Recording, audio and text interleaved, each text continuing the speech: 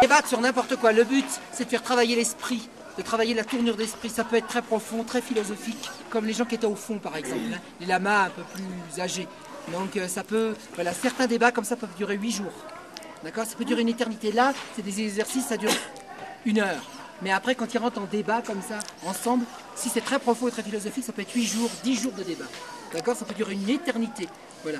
Ils font toujours ça dans les monastères. Donc, ils étudient avant les textes et après, ils travaillent en débat comme ça, chacun. Ça leur permet d'aiguiser, en fait, leur système de réponse et de questions. Ça peut être n'importe quelle question, n'importe quelle réponse. Par exemple, moi, je suis assis et je demandais à Marie, ton blouson, il est rouge. Et Marie va me dire, non, il est vert. Mais il va falloir qu'elle me prouve qu'il est vert. D'accord? Vous voyez ça... Il est gris. Voilà, ben voilà. Puis elle va dire non, il n'est pas vert, en fait il est gris. Le but c'est de trouver la technique pour ça. Par exemple, il y en avait un qui était tout au début, qui était en bas, là, assis, il était assez calme. Il a posé la question au type en haut. Qu'est-ce qui fait, qu'est-ce qu'on reconnaît qu'on est un être humain? D'accord? Un être humain, une personne comme on est.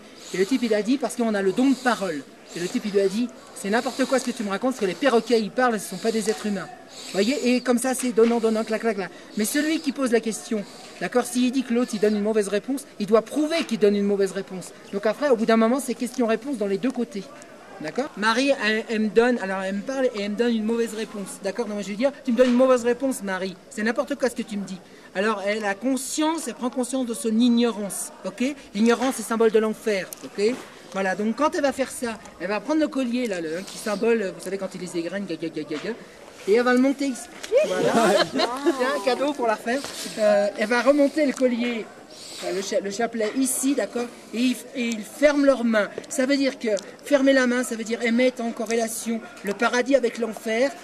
Quand ils ferment la main, ils frappent, ça veut dire qu'ils sont en symbiose avec... On est sur la terre ici, d'accord? Donc l'élément de l'ignorance, ils la font monter, ça veut dire qu'ils la font descendre, en fait. C'est comme s'ils la faisaient descendre dans les enfers, et en même temps, vous avez vu, ils frappent du pied. Donc en fait, ils ferment, c'est une forme de fermeture, ça veut dire que cette ignorance, là, cette mauvaise réponse, ils vont la mettre définitivement dans la terre. Comme ça, ils seront plus sûrs la prochaine fois de ne pas recommencer la même sottise.